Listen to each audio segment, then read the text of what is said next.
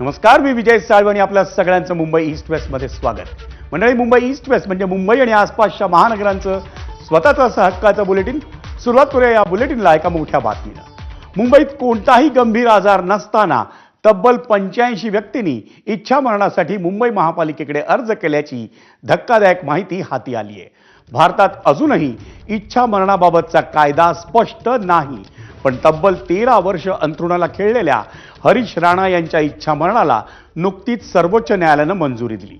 हरीश राणा हे 13 वर्ष कोमात आहेत आणि त्यांच्या प्रकृतीत सुधारणा होण्याची शक्यता नसल्याचं दिल्लीच्या एम्समधून देण्यात आलेल्या वैद्यकीय अहवालातून स्पष्ट करण्यात आलं आणि त्यानंतरच सर्वोच्च न्यायालयानं त्यांच्या इच्छा मरणासाठी मंजूर दिली होती.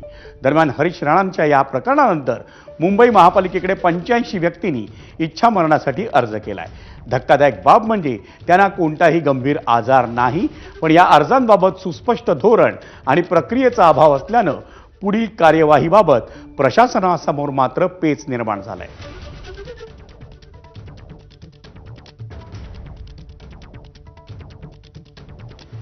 सर्वोच्च न्यायालयाच्या निर्देशानुसार महानगरपालिकेमध्ये म्हणजे देशातल्या सगळ्या जे स्थानिक स्वराज्य संस्थांमध्ये लिव्हिंग विल हे घोषणा करण्यात आली, आदेश देण्यात आले.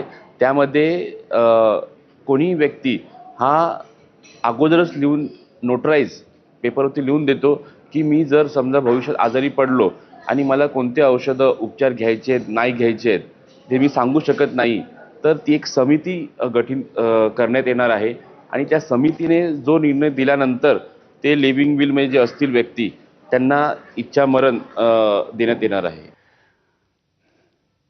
वळूयात पुढच्या बातम्यांकडे. मुंबई महापालिकेच्या पावसाळ्याआधी नालेसफाई आणि मिठी नदीतून